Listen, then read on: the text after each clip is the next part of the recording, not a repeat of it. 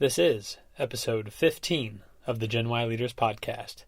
Just adjust through the seasons of life. Mm-hmm. You know, when you are inspired and you have that idea, try it out, because why not? Yeah. You know, put yourself out there. And if it doesn't work out, that's okay. Yeah. Get another 9 to 5. Exactly. And you learn something every stepping stone, and you might learn something in your 9 to 5 that you're actually going to apply at your next entrepreneurial journey. Right. You just don't know. Hey everyone, this is Eric Huey, host of the Gen Y Leaders podcast, where we interview and learn from millennials who are leaders in their fields. These are individuals who have started their own businesses, have a high-ranking title within companies, or are simply pursuing non-traditional means, such as their passion or hobby, to support themselves and their families. You know, there still exists this negative stigma around our generation that we are entitled, lazy, and unreliable. So my goal is to prove that wrong, while also inspiring millennials to become the best versions of themselves and go after their big goals. Hey everyone, and welcome back to another episode of the Gen Y Leaders podcast. Thanks so much, as usual, for listening. Happy Thanksgiving. I hope you all are gearing up for a lot of fun events and festivities with family next week. I tend to always associate a good nap around the time of Thanksgiving, probably because I eat too much. So the goal today is to not put you to sleep. It's the reverse of that. It's to motivate you, because we are talking to Megan Sheets, and we'll be talking about her entrepreneurial endeavor with starting the wedding 5K run and selling that. I think this episode is going to be really great for anyone who has an idea but thinks that the market is too saturated or too crowded for the idea they have, meaning someone's already doing it. But a lot of times that can be validation, and as we all know, there seems to be a 5K run almost every weekend in every city. So she's got a very unique perspective of how this all came to fruition and why she started it. I'll let Megan dive more into that, but in a sense it was to help young couples drive down the cost of weddings, especially those who were just recently graduating college, already having a lot of debt. But Megan's got a great perspective. She has gone from being an employee to starting the wedding 5K run, then selling it, and now being back to an employee and recently a mom. So she's got a lot going on, great perspective, great experience. Hope you all have a happy Thanksgiving, and we'll see you on the next episode. Megan Sheets, welcome to the Gen Y Leaders podcast. Thank you. Yeah, thanks for coming on. This will be a lot of fun. Talking today about your wedding 5K that you started a few years ago and sold off. First off, let's touch on what you're doing currently. Sure, absolutely. Well, thanks for having me, Eric. Yeah. I'm really excited. So right now I work for a nonprofit in the food and beverage industry called Midwest Dairy, and I manage all their consumer insights. So looking at why do people buy dairy milk versus almond milk and all the other beverages out there, crowding the consumer landscape. So really, it's very interesting looking at why people do what they do. Yeah. Ironically, studying millennials quite a bit as well. Yeah. So that's why I'm currently a function of sales and marketing with consumer research. Very cool. Any key findings about us crazy millennials? Actually, yes. Yeah. Millennials are the largest population in size right now, 24% of the U.S. population, but we're the most underspent compared to the other generations on food and beverage.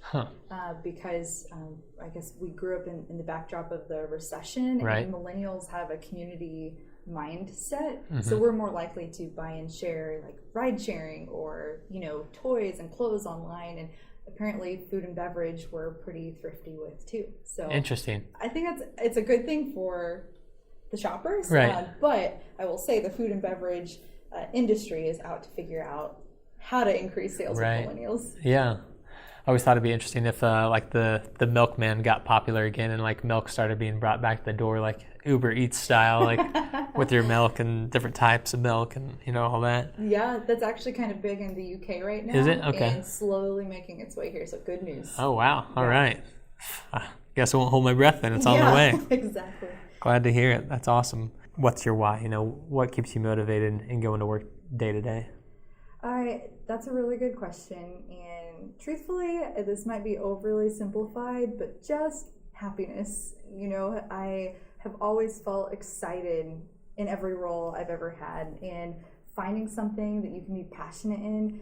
I feel like a lot of people, myself included, several years ago, feel like they have to find this passion or this calling, and you sit back and wait, what am I good at? Right. You know, what's my passion? Is it animals or helping people?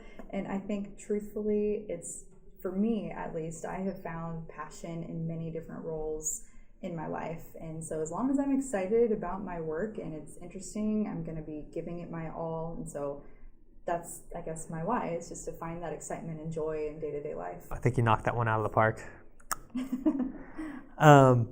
We're going to get into the wedding 5K race that you started, Okay. but I guess to start, I guess that is a good starting point. Like, why did you just decide to start this, wedding 5K run? What was the motivating factors behind it? Very good question. Yeah. So interestingly enough, the reason I started the 5K wedding run was a reason that did not fully come to fruition. So I guess that's a quick lesson, is that things evolve and you have to listen to what people want and adjust as needed. But the original desire to create the event was, graduating college with debt, and then all of my friends getting married and learning, wow, this is pretty expensive. Mm-hmm. And so it's a big investment to get married, and I had no idea that some people oftentimes even have to borrow money to get married, and it's along the same time you're paying off your student loans and you might be buying a house. And so this was very overwhelming to me, and I thought that there has to be a way to help people have a wedding that they're really happy with and excited about without going into debt. And so the original concept was more along the lines of, have you heard of the wedding registries where you can buy a couple an experience on their honeymoon? Right. It's a cash registry, you buy them this experience on their honeymoon. I wanted to take that concept and apply it to what's an experience I could have with that bride and groom for fun that's also supporting them financially before their wedding day. That's cool. So that was the original concept of, let's get everyone together and run this 5K. It supports the couple, it celebrates their engagement, and it's a lot of fun. Yeah.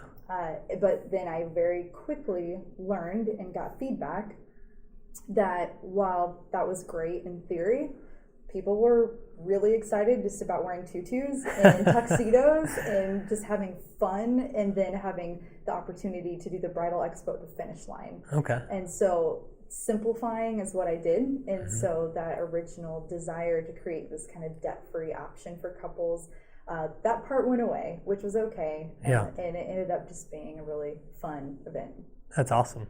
So it became more of just a themed 5K that segued into the expo bridal event. Yes. Okay. Exactly. Gotcha. Very cool. So I guess, what were some of the incentives that people would come to run? I mean, obviously it's a themed event, but what were some of like your value propositions for people to come versus any other 5K? Sure. So first and foremost, it was all about selling the couple, and so getting them incentivized. One of the really fun ways to get them excited to do it was to talk about all the competitions going on with different bridal parties. And when you bring that in, there's a costume contest in your bridal party versus all these other bridal parties. People really rally in the troops. And so they would invite, father of the bride, mother of the bride. They'd have coordinating outfits, veils galore, and who could have the biggest bridal party. There's groups of like 20 people that would show up to support this couple and have fun. So, and then another incentive was, a lot of people really are or were looking to get fit before their wedding. And so this was kind of a health goal. Yeah, that makes sense. I didn't think about that. But yeah, that makes total sense. Yeah, you want to get rid of the last 5 pounds or whatever it is. And so it's a healthy activity to do with friends and family too. And then that bridal expo at the finish line was kind of just, icing on the cake, because there was a honeymoon trip giveaway, the wedding band giveaway, Very cool. a fashion show. So there was a lot of incentive as far as prizes and, other experiential pieces of the event that got people excited. Sure. And so people's registration fee, where did that go to? Like, as far as, was that donated somewhere? Did that just help support the cost of putting on the race? Both, actually. Okay. So there was, the majority went to, putting on the cost of the race. And then, of course, there's the profit. And then we donated a percentage of the profit to a local nonprofit called Bra Couture KC. Okay. Absolutely love this nonprofit. Yeah. They support people going through cancer treatment locally, okay. who are underinsured or don't have insurance. Wow. and they actually give them, tangible resources to make it through that process. Right. So while I know research is very important, I think it's equally important to help people here locally who are going through that. So that was one way we could incorporate a nonprofit, was a percentage of the profits donation. Yeah, that's beautiful. Awesome. And then as far as the wedding bridal expo, were you organizing the vendors, or did you partner with like an expo already going on and kind of just segue literally your race into their front door? Funny you asked that. That would have been genius, Eric. Somehow that thought never crossed my mind. No, I planned it. I planned the expo too. Cool. It was kind of a 2 events in one, and truthfully, the expo was by far the more complex event to plan, because there were about 40 wedding vendors there in all of these different categories. Wow. And then companies you work with, like Costco or Price Chopper were our sponsors for food at the race. And then we actually partnered with a company that trains, or gives lessons, I should say, on how to do dances at your wedding. And they were doing swing dance performances at the halftime or at the half point of the race. Wow, okay. And so at each mile marker, there were vendors, I guess I should say, sprinkled out through the 5K portion, but the biggest portion was the expo. And there was also a fashion show that was happening, featuring tuxedos and wedding gowns and bridal party outfits happening at the same time in the middle of the expo. Wow. So there's a lot of details. I was going to say, they took the words right out of my mouth. It sounds very involved. Megan, how did you go about promoting the wedding 5K run? I know, researching it some, I saw that you had some good television coverage from a PR standpoint, but I know you're also active on social media. What were those tactics, and maybe which one was the best? Good question. So promoting a brand new event was certainly a challenge out of the gate. The very first thing I did was build a website and figure out how I could have a direct sales funnel to the sign-up page. And then once I had that cleaned up, ready to go, then again, I started looking at how do I promote this, and social media was huge. Facebook more than anything, because as you know, through targeting, you can target people who are newly engaged and reach those right people in the right area in the right phase of their wedding planning. Isn't that incredible? Incredible. So that was a huge asset, were paid ads. Video was huge, being able to engage and really kind of feature the essence of the event and capture that through video, and then promote that for the next event was really big. And again, with capturing and getting that content, I will say promoting the second event was much easier than the first. Sure. Because to be honest, for the first event, I had a group of about 10 friends that dressed up in wedding dresses and tennis shoes. And we went out and took pictures, trying to paint this image of, hey, this will be so fun. The second event, we had all this amazing footage of people crossing the finish line, of people celebrating with friends and family, people shopping at the expo, and to your point, we had some press, the media that was there, and so that helped a lot to kind of snowball. But yeah, and another thing that was really helpful method for promoting was actually at other events and bridal shows. And the 5K Wedding Run bridal show was very medium sized. Right. There's small shows, there's medium, and then there's the huge shows. The ones you can see from the highway at the huge convention centers and whatnot. Yes, at the huge convention center that I literally told every person in there, you've already walked a 5K today, just going to all these booths. So that was really, really huge, was showing up at other events, because again, those relationships with brides are really describing the experience or the event in person made a big difference. So cool. That was a huge one. And then I was going to say something else. Oh, partnerships. Yeah. Partnerships were huge.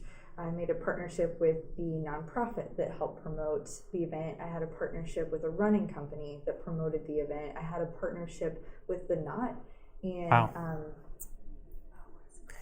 Perfect Wedding Guide. Wow, okay. And so those partnerships helped a lot. Yeah, and when you say partnerships, does that mean no money's exchanging hands, essentially like equal promotion for both of you in the relationship or partnership? Sometimes. Okay. It varied. So there was some partnerships that were mutually beneficial, and then some where there was a partnership level, and then on top of that I would purchase marketing for leads or something like that. So yeah, the partnerships combined with the social media, combined again with the video promotions and event promotions, it all kind of came together. Yeah. Do you feel like any one of those in particular, really paid off for you? No pun intended. I truthfully think it would be a tie between the social media ads, and then second to that, I would say was promoting at other events. Again, that I was looking at such a targeted niche audience that showing up at those events where that audience was just happened to be a huge seller for tickets. That makes sense. So right around the time you were building your wedding 5K run, I feel like the 5K races, and still to this day to some degree are, but it was a very crowded space. Mm-hmm. So how did you differentiate your 5K from others? I mean, obviously the wedding and dressing up's a huge component, but how did you break through that noise? If people are going to run 1 or 2 5Ks a year, I imagine they have to be pretty selective.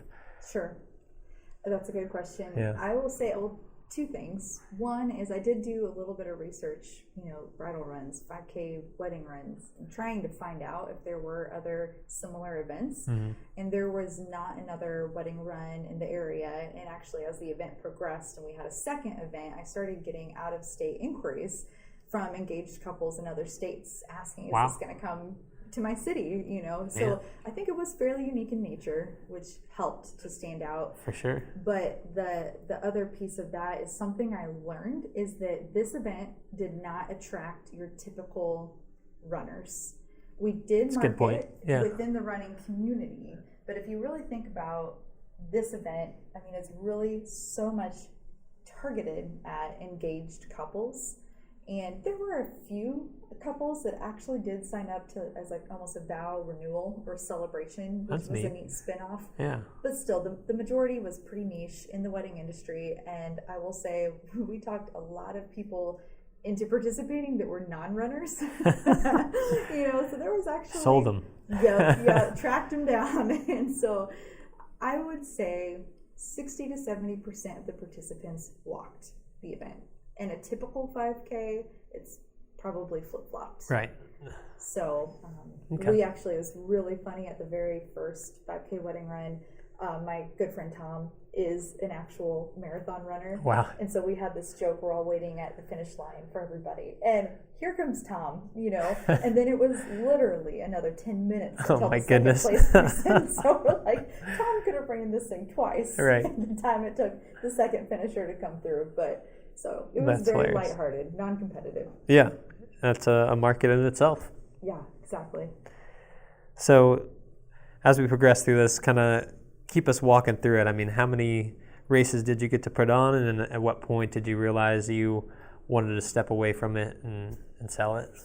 Good question. So the first race was in Lee Summit, and we had about 300 people. Wow, and that's awesome. It was really amazing just watching it come to life. I'm sure. And so I was very, very much, ready the next day, like, let's start planning the next one. And then the next one moved to Overland Park, moved to a bigger event space, a more formal route. And that one had about 500 people. And that was also, just an amazing experience. And after that one, though, it was a realization where I had to step back and think about what would make this scalable and really sustainable for me to live off of long term. Right.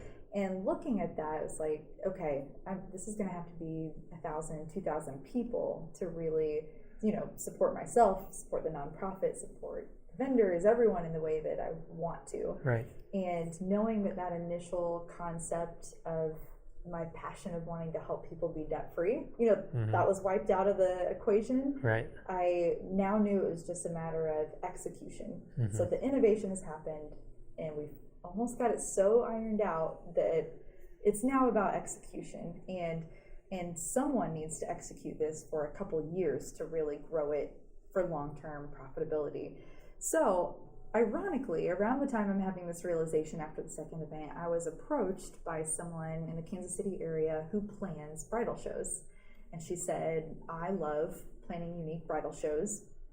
And this seems very unique, and I'd like to talk about maybe acquiring this business and adding it to my toolbox of bridal shows is just another one for me to plan. And so the timing couldn't have been better. Right. Yeah, sounds like it. She, is a bridal expo planner, and I assured her that was by far the more complicated piece, as I told you earlier. So it was really a natural progression to sell it to her.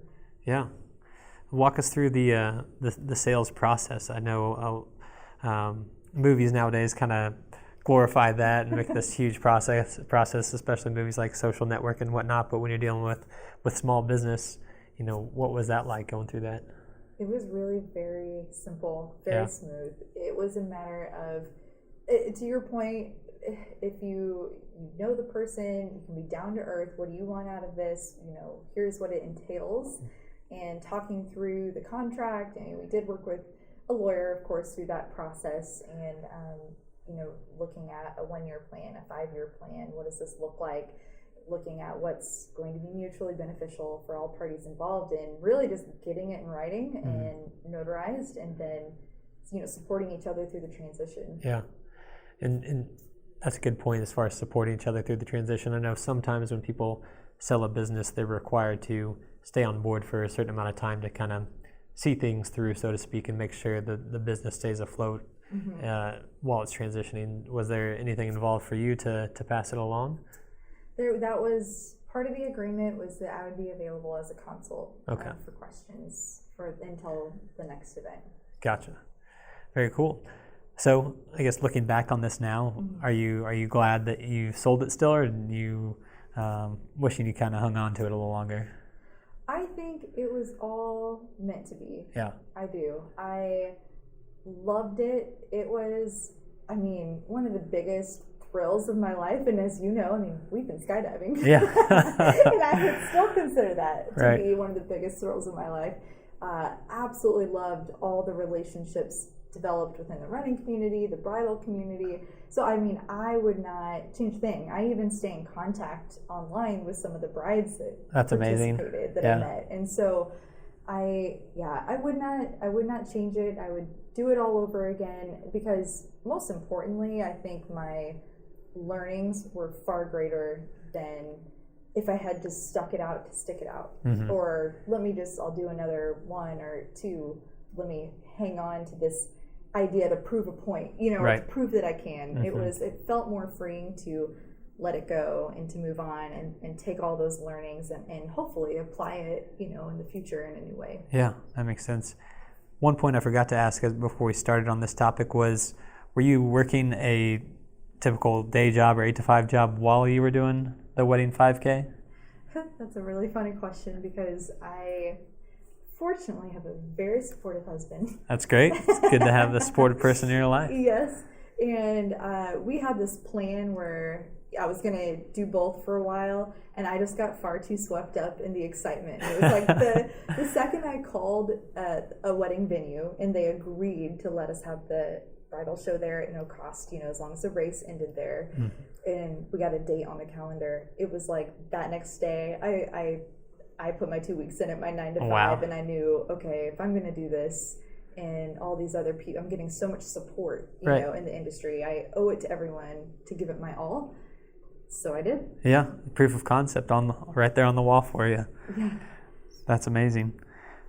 So, Megan, you're in a unique position. I haven't interviewed anyone in this position that you're in yet, but you've gone from, being an employee to running and operating and now selling your own business, and now you're being back to an employee. So I think you would have a unique perspective to share with the audience as to why you made that move and then now back to being an employee, and then maybe touch on like how you've enjoyed that, and maybe if you foresee yourself going back down the road of entrepreneurship ever. Yeah. That's a really interesting question. I have not been asked before, and I would say, not to be so politically correct, but there are pros and cons to both. Sure. And I highly recommend experiencing the entrepreneurship path for anyone who ever has the opportunity to do so, because it's absolutely incredible. And very fulfilling, and you learn so quick and so much. And again, the relationships. I mean, I had this network of it's called Lincoln KC. It was a networking group I met with every single week. And so really just creating your own day-to-day, what you want it to look like, and going out of your comfort zone to create those relationships that support you and you support them. It's just a completely different lifestyle. So the pros were definitely the passion and the creation. If you're a creator, then entrepreneurship is an amazing route to go. But it's funny you ask about transitioning back to the 9-to-5, because there is something to be said for being able to take a breath and have some stability. And it's make your own schedule. Yeah, exactly. And so there's a lot of benefits both ways, and I think it's okay to step back and just adjust through the seasons of life. When you are inspired and you have that idea, try it out, because why not? Yeah. Put yourself out there, and if it doesn't work out, that's okay. Yeah. Get another 9-to-5. Exactly. And you learn something every stepping stone, and you might learn something in your 9-to-5 that you're actually going to apply at your next entrepreneurial journey. Right. You just don't know. So it's, I love what you said about creating, because I think as a creative person, you think of it as a quote unquote soft skill. And I think a lot of people who are creative don't see themselves as business professionals sometimes. So I'm really glad you mentioned that, because I just feel like I have tons of ideas of like, oh, that could be a cool business. But I also know ultimately that, ideas don't matter. Actual businesses do things that make money do. So kudos to you for actually doing something, taking action on your idea that you had, and watching it come to fruition. But I guess in regard to the second part of my original question, do you think you'll ever go back into entrepreneurship? I think there's a definite chance. Yeah. I would love to think yes. Yeah. I would love to get back into it, but it's one of those things, like I mentioned before, I think it would take the right idea at the right timing. And I will say, I know I mentioned this before, but for every 9-to-5 that I've had that had led me to the wedding run, I feel like, looking back, it was almost meant to be, where I had a sales job, I had a marketing job, all those skills that I needed and applied to my own venture. And now I'm learning consumer research, and I have this other learning opportunity. So it's like, at what point will I have another inspiration? But I certainly believe that things I'm learning right now will hopefully apply to that. Right. So I think it's a great way to go if you're able to have both, because you learn very differently from both. Yeah, the season of life point you mentioned is key for sure. And congrats, you're a new mom. Thank you. What's it like being a mom and juggling a full work schedule and trying to take care of a kiddo? Oh man, it's great. Yeah. I will say, of course, it's a lot, and the evenings just fly by, and the weekends fly by. But it's really cool, just having this baby at home that you look forward to seeing every night. So it's very fulfilling, and it's really, it's hard to have the right balance. I think we're all wanting the right balance, and really it's hard to know what the right balance even is. Yes. So you just focus when you're at work and enjoy that time, getting that fulfillment. And then at home, I try to really just focus on Millie and Cody and enjoy that piece of life too. For sure. Kind of not to beat on the same drum, but I think that's the whole work-life balance thing can be misconstrued sometimes as well. I think that's also a season of life, and you can even have small seasons, quote unquote, like on a day-to-day or week-to-week basis. You almost have to make those types of decisions in the moment. It's like, okay, well, if I have a meeting canceled, am I going to go home and spend time with my kids, or am I going to hang here and do other stuff at the office? Absolutely. So it's hard to have overall balance and just say that you've achieved that. I think it definitely comes down to your small incremental decisions. Absolutely. Megan, one question I always ask every interviewee or guest on the show is, excuse me, for books and resources. Are there books? Doesn't have to be books. Could be resources, blogs, podcasts, anything that you read to get motivated in your career or just to learn more, things like that? Sure. I really like the book Four Agreements. Have you read The that? four agreements? Yep. Okay. The FOUR agreements. It has 4 basic principles of life, and it's unbelievably simplified, but when you read through this book, it really changes how you think about things. One of them, I'll give you an example, is don't take things personally. And that's a concept we've all heard. Who hasn't heard that from a parent or grandparent at some point as a life lesson? But truthfully, it's so easy to take things personally, from getting an email and putting a story with the tone of the email, or someone cuts you off in traffic and it surely has to be all about you. Right. It's something, that was a personal attack. No, I mean, these people, they're driving home and thinking about what's for dinner. Right. So these really basic concepts, I have found the more I can develop personally and, really self-reflect and find those kind of inner happiness, key factors of my own life, the more that overflows in my professional life, because I'm able to, maintain that motivation and happiness and joy and excitement. And I think that's so important. So I get a lot of my business inspiration actually from very personal, almost self-help type books. Last question. If anyone wants to get in contact with you about starting or selling a business, or even just personal advice, what's the best way people can get a hold of you? Sure. It's an email. It's probably the best. Cool. meganbsheets@gmail.com, or of course on social media, Megan Sheets. I'm happy to talk to anybody. Megan, thanks so much. Congrats on building and selling a business, and good luck if you ever go back into entrepreneurship. But in the meantime, have fun being a mom and continue knocking it out of the park at your current job. Thank you, Eric. I appreciate it. That wraps up today's episode. I want to thank you all again for listening. My name is Eric Huey, and my goal is to provide you with inspiring content that helps you do your job better or go after your big goals. I'd appreciate your feedback with a rating or review on whichever platform you found the show. And if you'd like to share your feedback directly, or if you know someone who would be a great guest on the show, feel free to email me directly at genwhyleaders@gmail.com. That's GENWHYLEADERS@gmail.com. Thanks again. I'll see you next time.